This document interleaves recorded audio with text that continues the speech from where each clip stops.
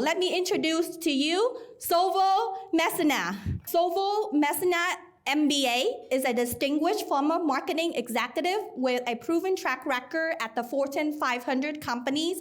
Currently, she serves as a commercial real estate investment advisor at Oxbridge International.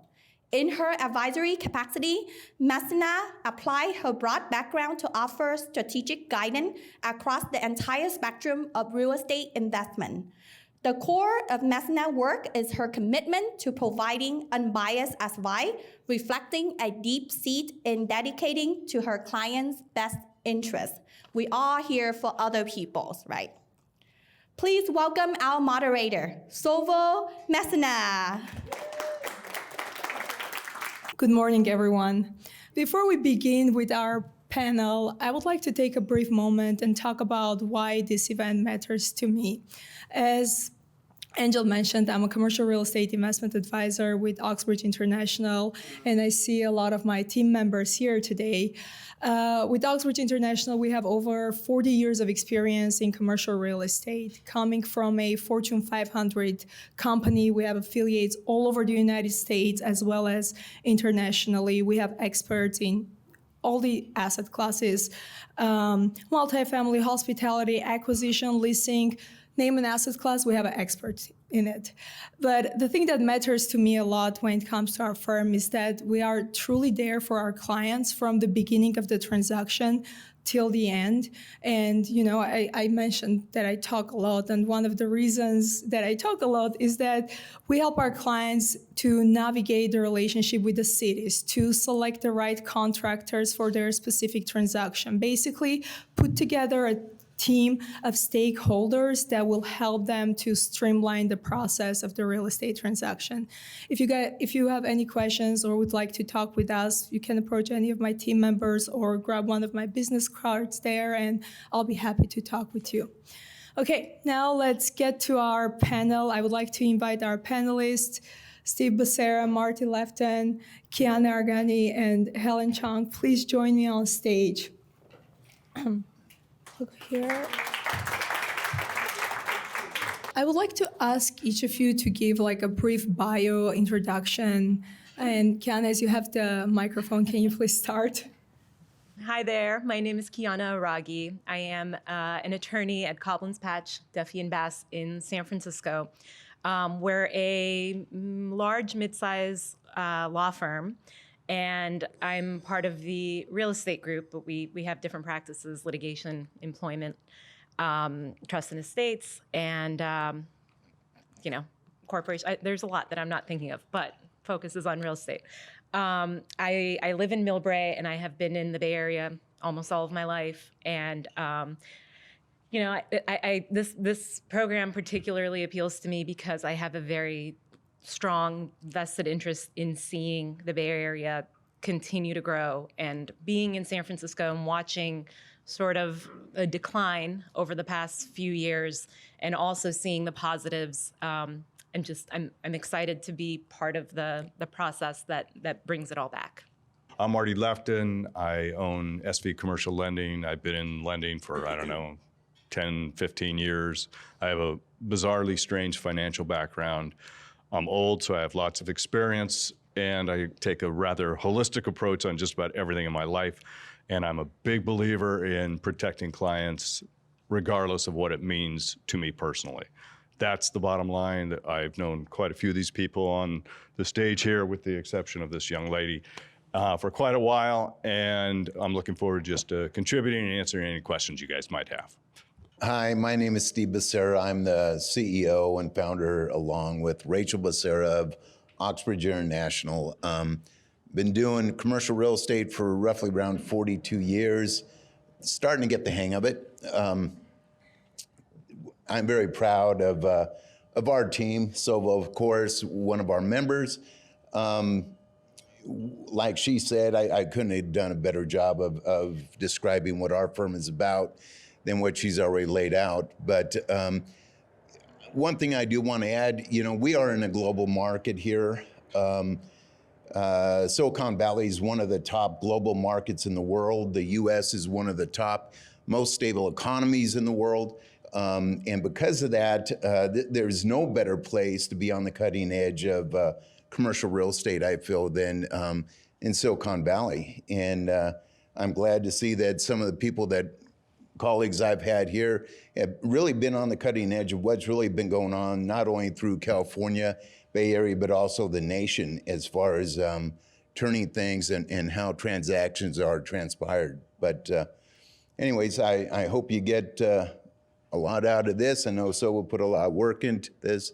And I'm happy to be here. Hi, everybody. My name is Helen Chong, and I'm the founder for Hylen Group, and we are in San Jose. I have a team of 8 agents, and then half of them focus in residential and half focus in commercial real estate.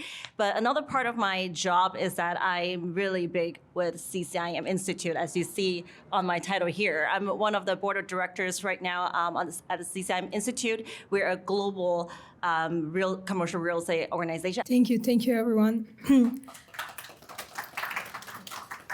Okay, so let's start with our questions. And the first question I would like to ask the entire panel, I think that pandemic brought a lot of changes in the commercial real estate market and where we're at right now, and we see all the vacancies in San Jose, in San Francisco.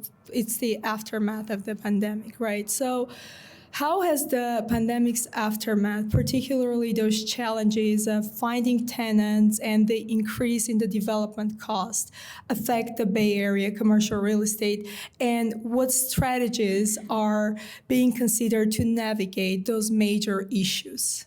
I would like to ask, Helen, as you have the microphone, can you please start? Well, first thing is that I don't specialize in leasing, but I do read a lot about the research, and also since I'm part of CCIM, I do have a lot of colleagues in that sector. But one of the things is that I see leasing activities actually very active right now, besides the fact that probably office building is the one that obviously we all know that suffer quite a bit. But in terms of retail, I was pulling out some information and the numbers for retail vacancy. We are in a low, let me see. Here, look at me. Okay, here you go.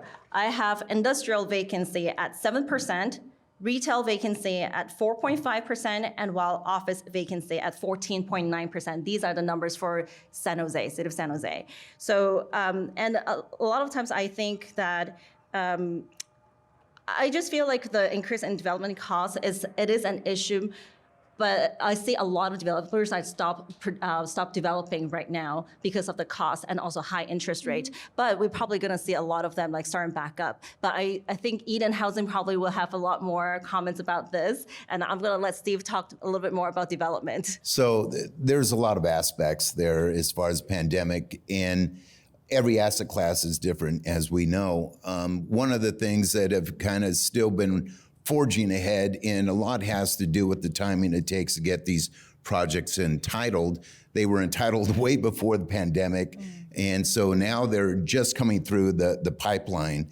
Multifamilies probably fared the best because of the housing demand. Retail suffered very, very harsh downturn in the very beginning of the pandemic because we couldn't go out. You couldn't go to restaurants, you couldn't go out shopping. And so those particular aspects or asset class of retail was hit particularly hard. When that was lifted, we came back, there was a pent up urge to go out to restaurants, go out shopping. And so that retail bounced back much quicker. Because of the high interest rates, there's a lot of things that played into this. The high interest rates plus the cost of construction really has put a snafu on new acquisitions of land, because the only variable really, once interest rates go up higher, cost of material and labor goes up, the only variable there is the cost of land. So you have to take it out of the land acquisition to try and make the underwriting work for these projects. And the problem is we had sellers that were unwilling to accept the change. And so they weren't willing to accept reasonable prices unless they had to. So what we're seeing right now is that there's been a lag in projects that are being pushed through the approval process right now. We've seen more fully entitled projects coming to market than we've ever seen in the past decade, and that's simply because it became too expensive for developers to build at the cost of funds. And so now developers can come in, buy something that's basically shovel ready to go. And the most of the projects that we're seeing there are multifamily. Offices are going to sit there. The projects have been approved because of the high vacancy rates. But retail, industrial, and manufacturing has done very, very well, and I think will continue to do well. One of the big turning points, I think, was this year, was at the end in December when the Feds have basically said that they were going to halt on raising interest rates. What that did was it didn't change the fluidity of capital into the market, but what it did do is change the mindset of developers feeling, hey, we have seen the cap, we know where the cap is at, we know that it's not going to get worse than this, it would only go down. The problem is, and I'll let Marty answer that, I don't think lenders know what to mark their loans to yet. So on that note, I will hand it to you and tell us how the interest rates are going to happen and when we can expect lower rates.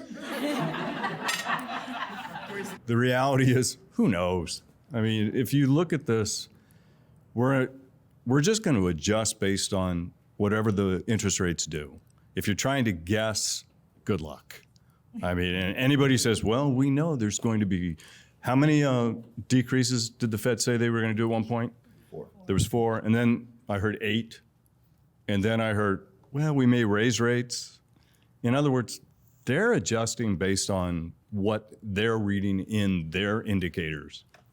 And if you guys want a really good site to understand interest rates, I think it's called trueflation.com. And you get an idea of what real inflation's doing versus what we're being told. And so all of this stuff comes into play. My own recommendation is for everybody is, if a deal makes sense, you do the deal.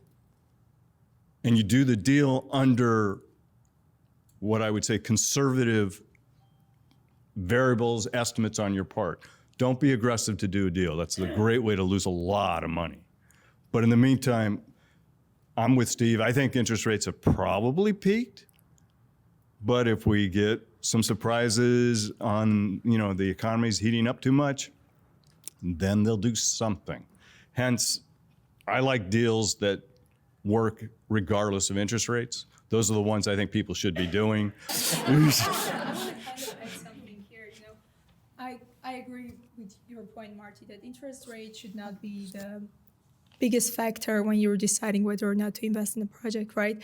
But we have this information on the news all the time about 1.3 trillion of debt in commercial real estate that's coming due by the end of 2025, right? And all those projections that going to result in an economic crisis. Right now, economy is doing great, and I think that also has part to play why Fed might not be that interested in decreasing the rates, right? But how about all those deals that have been done with a lower rate, and now they need to refi at the higher rate, and it no longer makes sense for those owners to do that, right? So what will be your intake and your point on that? Do you believe that there'll be an economic crisis due to that, or we'll be able to come up with some ways, and what ways are already being offered for those that need to refi? Steve, I'll let you answer that. No, huh? Okay. No. Let's see. So you threw a lot there. Let's strip that down. So you were talking about, we have the huge amount of debt that supposedly is coming due in the next year or so. By the way, I thought we heard that same story about 2-3 years ago. And I haven't seen this run on, oh my gosh, we have to give up our properties. So sometimes I like to look at things as use what I call uncommon sense. And if you look at it, the market is going to tell you everything you need to know. If we had a whole bunch of debt that's already come due and people couldn't refinance, or the financial institutions weren't coming up with programs to delay that, we would see it. We would see a bunch of properties on sale at a deep discount. I haven't seen that. You guys might have, but I'm not seeing the deep discounts that I think we were anticipating. Plus, when we had the pandemic, I had several financial institutions that know me personally, the credit officers, and some of the smaller banks were saying, hey, if we need to get off of this, product type, can you help us? And I'm going, yeah, I'm sure if it's a good deal, then somebody else will take on the risk. None of those things came to fruition. It's like most things, when we go through what the pandemic was, it was new to us. We all overreacted. And now we're at a point where we're reacting again, and we'll keep reacting. And so now you'll have all these firms that are getting their powder ready. They're taking, the Wall Street firms have a bunch of money on the sidelines because they think there's going to be a crisis. And they think there's going to be these value-add opportunities, either to buy distressed debt or to buy distressed property. It may happen, it may not. Clients are looking for those same deals on a much, much smaller scale. I'm actually going to approach this from a few different ways. And just as a quick response to that, unfortunately, interest rates are influencing what our clients are doing and what's happening in the market. So what you're seeing with that is a client will say, what's a great return on my real estate investment? 7 to 10%. Yeah, but I can also put my money, which is a lot now, because people have a lot of money sitting on the sidelines doing nothing at all. And I'm going to put that in a high yield account, and I'm going to take 5.5%. And there's no risk. I'm just sitting there watching that money grow, and it's not going into the economy. So it's really unfortunate, and that's what we're seeing. And I don't think that's going to change in 2024. I think we're going to see that, until interest rates come to a where people are more comfortable with what they're going to take back. And then just to answer your original question, I'm going to point to a couple of projects that have been following. There's just like you mentioned, Steve, there are projects that have gotten entitlements. They're ready to go. They were ready to break ground. I forget what it's called, but there's a project out in San Jose by Levi's Stadium. It was, I think it was 50,000 acres. It was supposed to be, millions of square feet of office, a park, retail. And this model has worked really, really well in the East Bay. It's worked in the peninsula, everywhere, because you're bringing people and you're asking them to shop and eat and work where they are, so people are there, which is the problem in San Francisco right now. But they weren't able to break ground, and so and interest rates are so high, costs of building are so high, so they're pivoting. What they're doing is they're going back to the city and they're saying, this particular project is trying to take away 1 million square feet of office space because there's no demand for office space anywhere. And they're trying to pivot that to industrial and manufacturing, which becomes a problem for city planning purposes because this is Levi's Stadium. People are going to come and spend money before shows and games, and we want that money. We don't want industrial that closes at 6 p.m. and then there's no money being spent.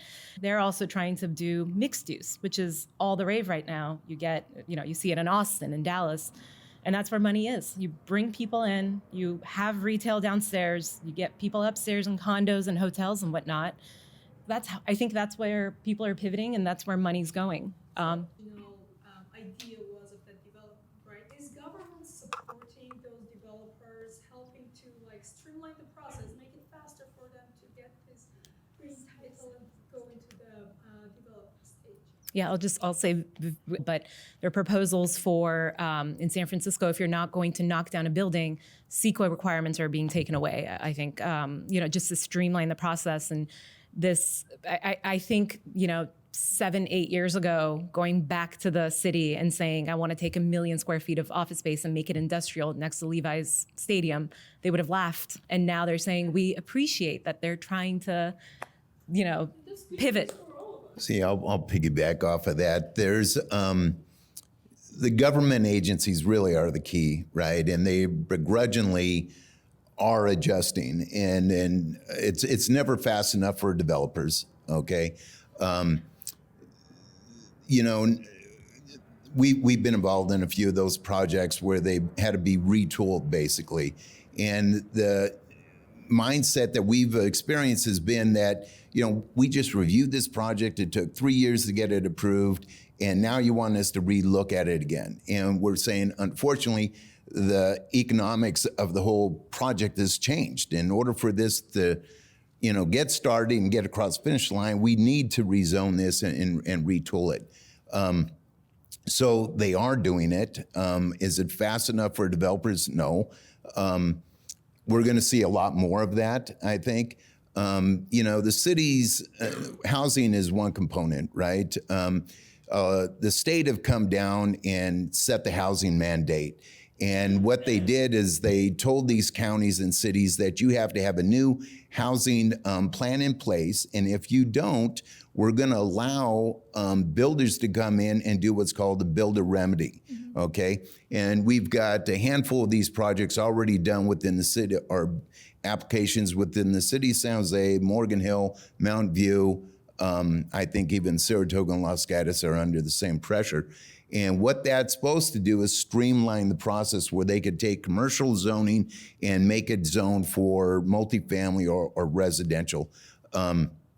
That, I think, is a big eye-opener for the government agencies to say, look, get on the act, get your stuff together, get their housing mandate guidelines in place so you're not dealing with this, which is basically being forced on them to do that. And I think a lot of the cities are starting to do that now, because this builder remedy could change the whole atmosphere out there, and they're taking advantage of it. The developers are. So in short, yes, government's the key to this, to get it approved, to get it through the thing.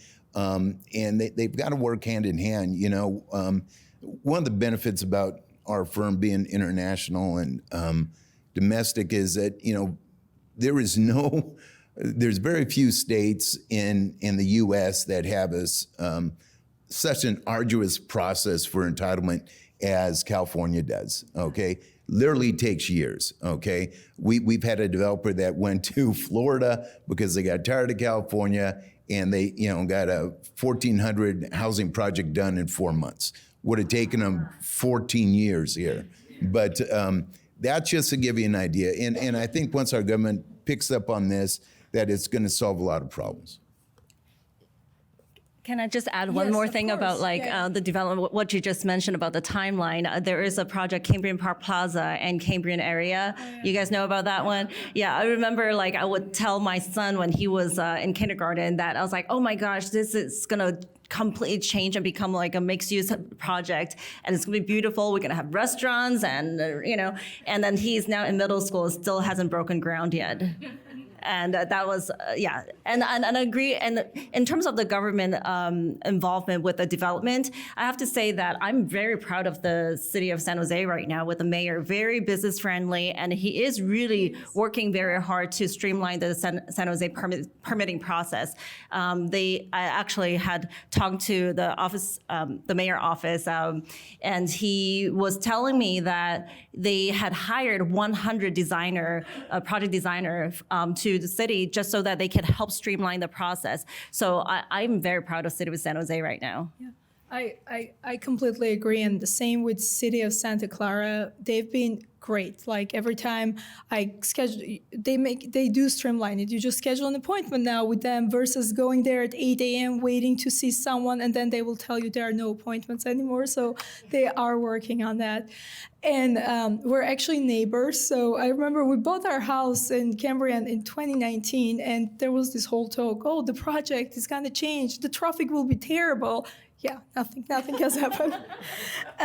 So we kind of talked about, that there are certain asset classes that are doing good and we have a positive forecast, but then there is the outlier, right? And the 1.3 trillion, that most of it is in office, right? So I want to touch on that. So in terms of office, what innovative solutions can be applied to those underperforming office buildings in the Bay Area? As we know, changing them to multifamily is very hard and very expensive. So I would like to hear from you what ideas you have from your professional background, from being in this industry for so long. What can they do to repurpose those buildings or rehabilitate them?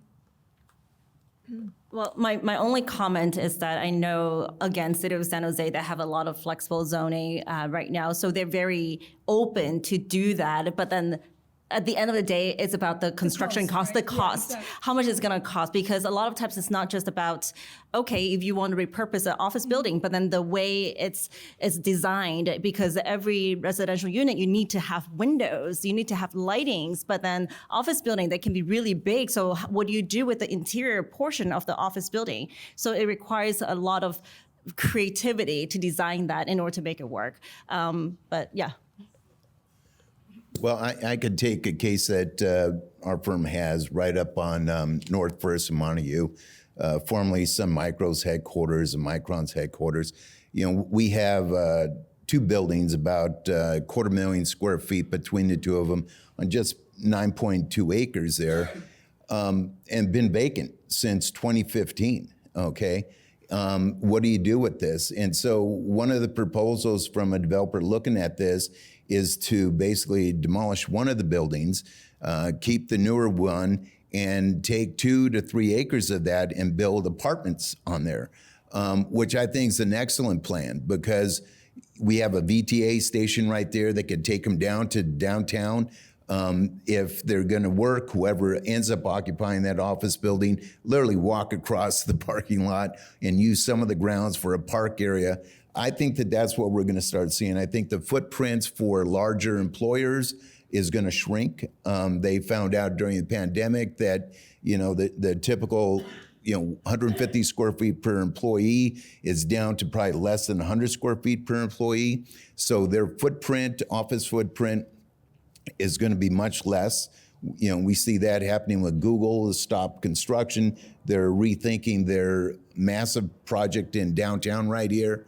Those are my questions. I'm glad you're talking about that, Steve. So, when they first took it over, it was supposed to be 4 million square feet. It grew to 6 million very quickly, and then to 8 million square feet of office. And now they're retooling this, looking at it, saying, well, maybe we put more housing and less office. And so, but that's also been put on hold until the city could get their arms around it, as well as Google. But they're also one of many of our major employers here that are facing the same dilemmas with looking to shrink their office footprint. So what do you do with the excess? Okay, well, the excess is to reduce traffic would be to take some of that land and put apartments on it or what have you. I think Google and a couple other companies are looking at this, where they can have their people come in for 4 days a week, stay out on-site apartments, and then if they're living in Idaho or out of state, they can fly home for 3 days or whatever and come back. And that model, I think, is what we're gonna start to see. I mean, Google has already, expanded their jet center here at San Jose International. They bought 57 more aircraft for that. I really think that that's going to be the model of the things to come. Well, so first I'm going to just add one point of clarification. I think I do leasing, which I forgot to say. I focus on commercial leasing, office, retail, industrial, a lot of office. We have a lot of institutional landlord clients. And I think there's a lot of doom and gloom around office vacancies, but it is important to remember they've been distinguishing between Class A offices and Class A+. And there's actually a shortage of office space at the very top, because what tenants, employers, whatever they're thinking is, we need to get our people back. How do we get them back into the office? We give them a gym, a state-of-the-art gym with Pelotons. We give them a fancy coffee shop in the basement so that they can still have their coffees. So price per square footage on the fancy Class A+ offices is actually still pretty high. We're seeing, and there's a shortage, but Class B and lower and, the stereotypical office space that you think of, that's just, nobody wants that because nobody wants to come back to that. So that's an important distinction to make. And I think given where we are with work from home, I don't know if that's going to be fixed. I don't know when, our landlords in doing projections for the next few years, they just don't think that they're going to lease out much more space. But then the landlords that we see are doing really well it's the flight to suburbs, right? So we're seeing a lot of actually San Francisco's empty, but Silicon Valley, I think the vacancy rates are half of what San Francisco is. And then, we have a client in San Ramon and there's almost, very, very little vacancy. So I think I don't know what the answer is, but what I'm seeing is clients taking the spaces that are open, like the old WeWork spaces, and they're doing pop-ups. They're doing license agreements for events that are, a week or 2 weeks. And it could be that a company will have some sort of retreat or have its, people have moved to God knows where, Tahoe and Truckee, and they'll come back for a week and they do their on-site sales kickoff, and then we do a license agreement for them for that week, and then they get 3 floors. And these are great short-term ideas. I don't know what's going to happen in the long term. I think they're going to have to pivot to mixed use because that's the only way. I think that I mentioned this earlier, but there's a building in Austin. I forget what it's called, but it's condos at the top, retail at the bottom, and office in the middle. And I think that's just the most brilliant strategy. Have your cake and eat it too in the same location. You bring people and then you sell them stuff. So I think that's where I see it going, but I don't know. We talked about that the government is doing certain measures, right, to help the developers and also landlords of those office buildings. But when it comes, for instance, affordable housing, right, government gives grants to support that cause because we have a housing shortage. Do you see any sort of additional support from government that exists either now or can exist in the future to help solve the empty office building problem, aside just zoning flexibility? Yes. I'm looking at yes. I don't know. Well, that's the $1 million question, right? That a lot of investors are trying to wrestle with is, what do we fill this void with, right? And there's a lot of ideas that are coming out. I do agree with her that the top is always a unique atmosphere there. It's very costly to build those buildings. That's why there's very few of them. But the bulk of that, whether it's A- or B class office buildings, they're going to have to be somewhat flexible, even if it's on a temporary basis. Instead of rezoning, the government's got the right to issue conditional use permits. So they could go in there and do it, whether it's houses of worship that go in there and take portions of these office spaces. Reworks, I just read that, they're restructuring a lot of their leases with their landlords. Temporary executive office spaces, I think, is going to become one of the backfills for some of these places.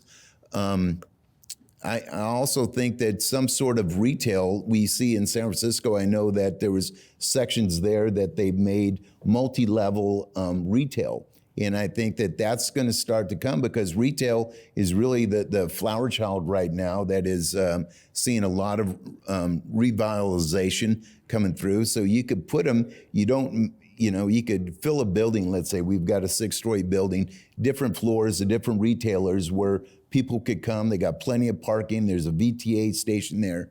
And they could come, whether they're jewelers that are there or whatever, but small, what we consider small box retailers, possibly could backfill these type of vacancies.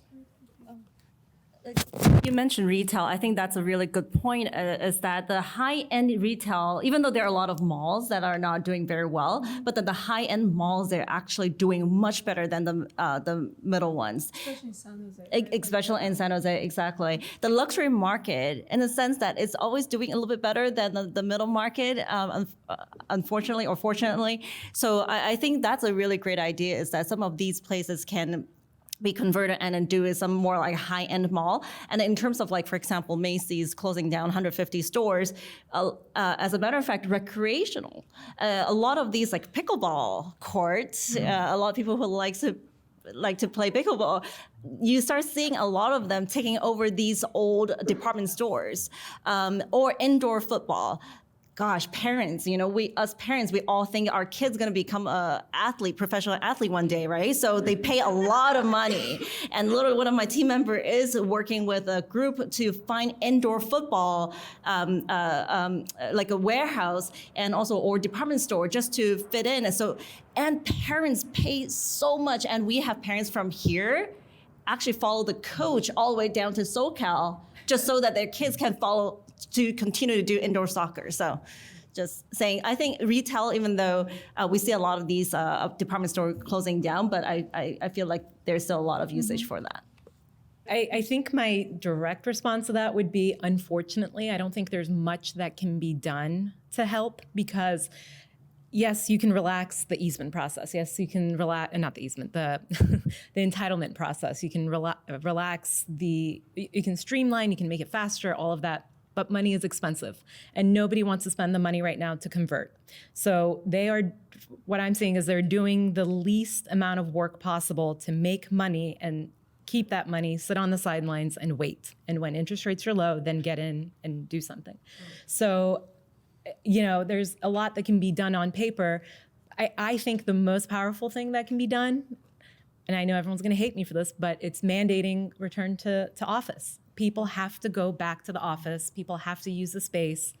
And that has to come at a citywide level. Other questions? I got one for Marty. How would you advise, say, a client, right, good piece of real estate, they can make the down payment work on prepay, length of term, and rate? Like, how would you balance kind of those factors on advising a client? Say it's a long-term, it's not a fix and flip kind of deal. It's a long-term, something in the portfolio. Are you saying, just take what you can and limit the prepay and we're going to go back and retrade this thing in hopes that rates come down? Or are you tying it up because, operations could change and then it won't pencil? How would you advise?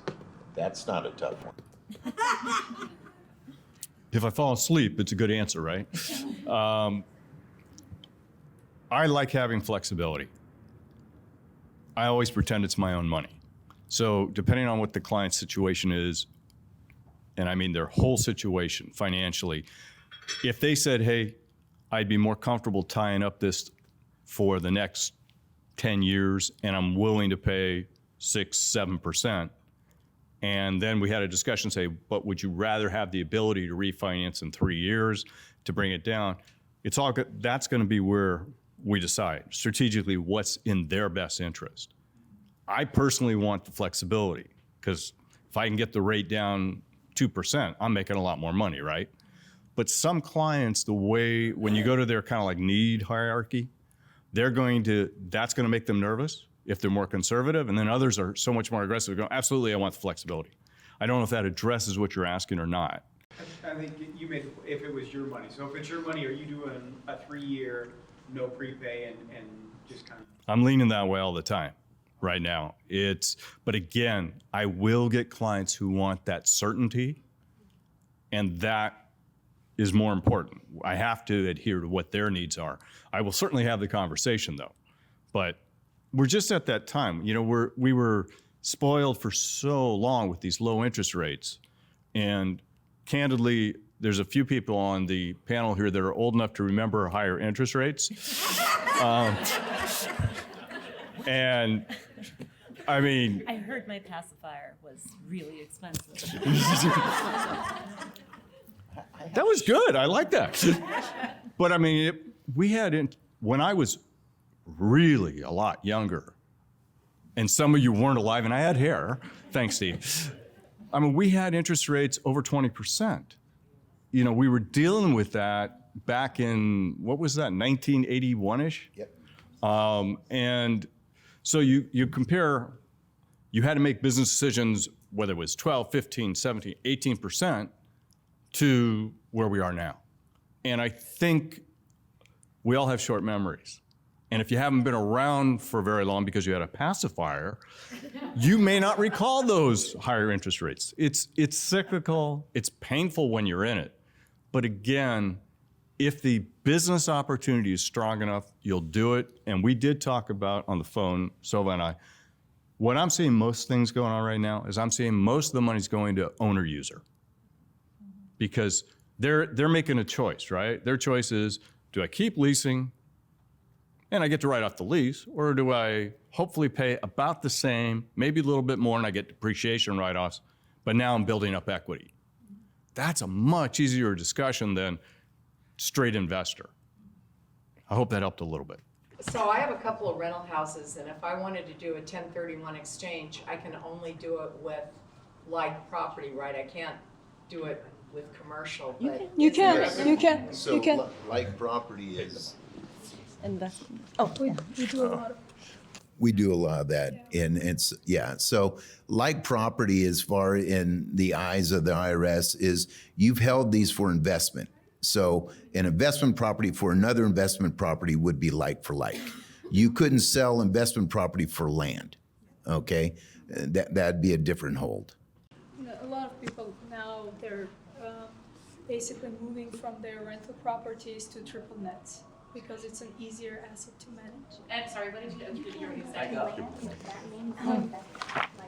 Commercial. We're seeing it's still commercial, it's still investment, but they're moving from rental properties to triple nets. Triple nets are, you know what that is? Yeah. So because it's easier to manage. I'll tell you later. Yes, yes. Well, Unless more people want to know. there's a great case study.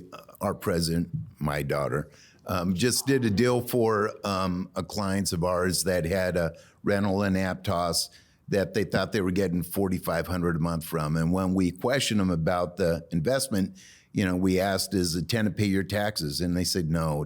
Can it pay your insurance? They said, no. Does the tenant pay maintenance on the property? They said, no. So we ended up getting down that effective income that they're really getting on a free and clear property was just under $3,000 a month, okay? And so they sold that, or she sold that, and put them into a triple net investment that netted them $9,600 a month. And they held that investment for what, Rachel, 22 years? Yeah. Basically, with triple net, you don't pay the insurance, you don't pay the maintenance. If there is a mortgage, you pay the mortgage. The rest is on the tenant. That's why people like those investments. Yeah.